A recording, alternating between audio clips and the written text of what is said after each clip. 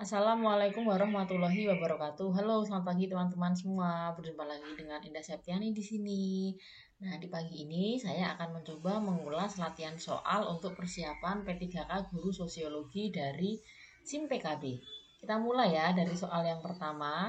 Perhatikan bagan mobilitas berikut. Nah, di situ ibunya itu ayahnya petani, kemudian anak laki-laki pertama petani, anak kedua pedagang, anak ketiga buruh ya. Jadi mobilitas sosial yang terjadi itu apa? Apakah A, dua generasi tersebut mengalami mobilitas horizontal antar generasi? B, antara orang tua dan anak-anaknya terjadi mobilitas sosial?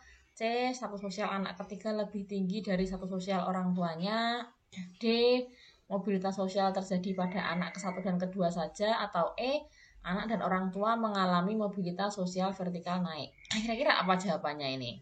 Ya, jawabannya adalah mobilitas horizontal antar generasi.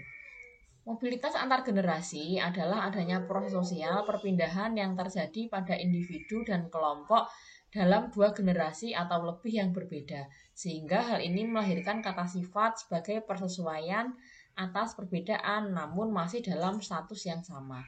Contoh mobilitas sosial antar generasi, misalnya saja adanya seorang pengusaha kelas menengah yang saat ini sukses, lahir dari keluarga dengan status sosial ekonomi rendah, sehingga perubahan antara status sosial orang tua dan dirinya sendiri bersifat antar generasi yang terjadi antara dua generasi atau bahkan lebih.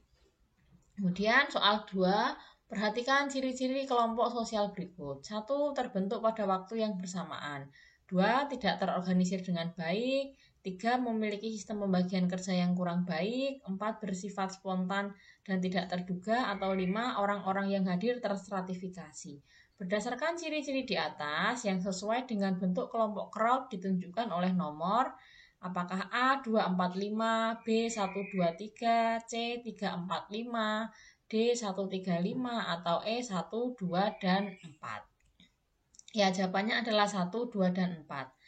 Kerumunan biasanya terjadi dengan berkumpulnya suatu kelompok manusia dalam jumlah yang lebih banyak. Nah, ini ada 10 ciri-ciri kerumunan ya. 2, antara orang-orang yang ada dalam kerumunan biasanya tidak saling mengenal, namun memiliki rasa keingintahuan yang sama. 3, dalam kerumunan juga ditandai dengan hadirnya orang-orang secara fisik. Artinya, tidak dapat dilakukan melalui media online maupun jarak jauh. 4, kerumunan terjadi karena adanya suatu hal yang menjadi pusat perhatian, sehingga banyak orang ingin mengetahui penyebabnya. Hal inilah yang memotivasi setiap orang untuk melakukan kerumunan walaupun terjadi secara kebetulan. Kemudian 5, kerumunan ditandai dengan hadirnya kelompok masyarakat, baik antara individu satu dengan yang lainnya tidak saling terorganisasi. Oleh karena itu, bentuk kerumunan ini bisa berlangsung kapan saja tanpa sebuah jadwal atau waktu yang telah dipersiapkan sebelumnya. Selanjutnya, interaksi sosial yang terjadi dalam kerumunan biasanya dapat dilakukan antar individu secara spontan, singkat, dan tidak terduga sebelumnya. Hal ini karena dalam kerumunan tersebut tidak ada persiapan apapun yang sebelumnya direncanakan.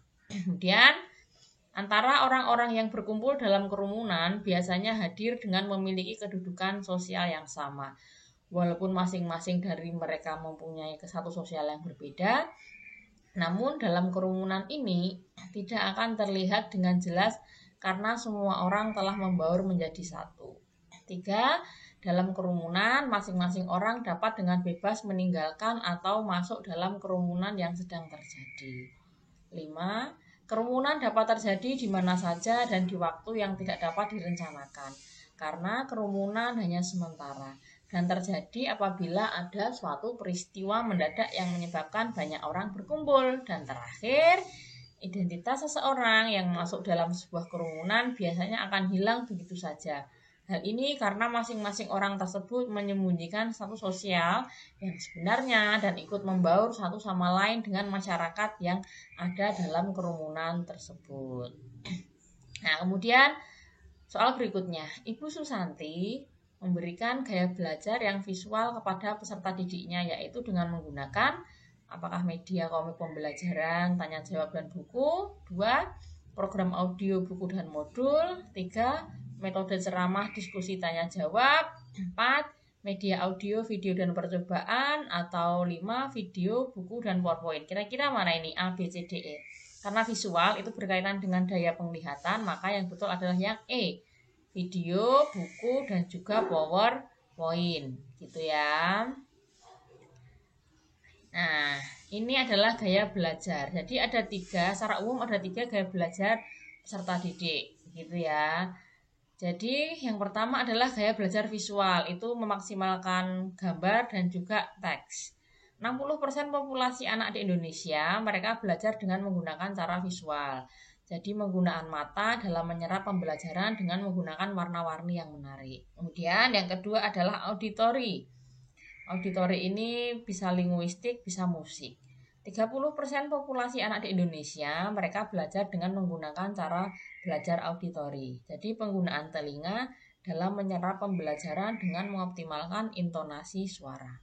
Kemudian, gaya belajar yang ketiga adalah kinestetik. Jadi dia memaksimalkan body atau tubuh dan juga touch atau sentuhan. 10% populasi anak di Indonesia mereka belajar dengan menggunakan cara belajar kinestetik atau penggunaan gerak tubuh dan perabaan dalam menyerap pembelajaran. Jadi secara umum ada 3 ini ya.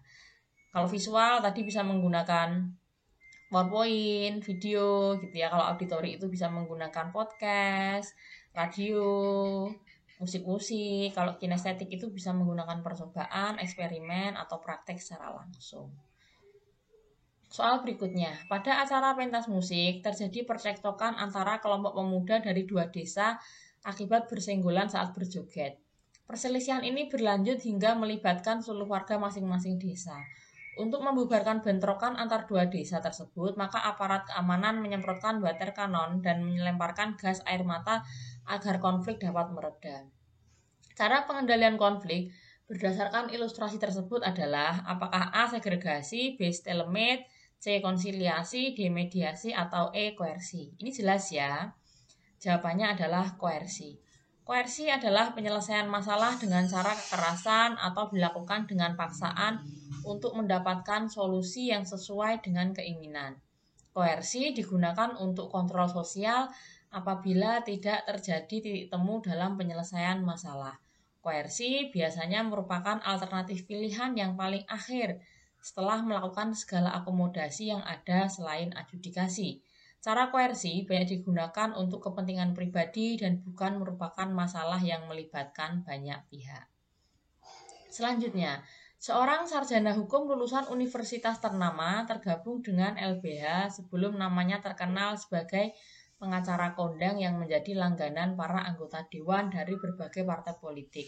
Contoh tersebut menunjukkan mobilitas yang diperoleh melalui saluran, apakah A. organisasi profesi dan partai politik, B. kelompok profesi dan relasi pertemanan, C. lembaga pendidikan dan keahlian, D. pendidikan dan organisasi profesi, atau E. pendidikan dan partai politik. Ya, jawaban yang betul adalah pendidikan dan organisasi profesi. Di sini ada berbagai macam saluran-saluran mobilitas sosial. Yang pertama adalah angkatan bersenjata, kemudian lembaga keamanan, lembaga pendidikan, organisasi politik, organisasi ekonomi, atau organisasi keahlian seperti ID, LBH, dan sebagainya. Nah, demikian teman-teman pembahasan latihan soal P3K untuk guru sosiologi pada pagi hari ini. Kita berjumpa pada pembahasan di video berikutnya. Terima kasih. Wassalamualaikum warahmatullahi wabarakatuh.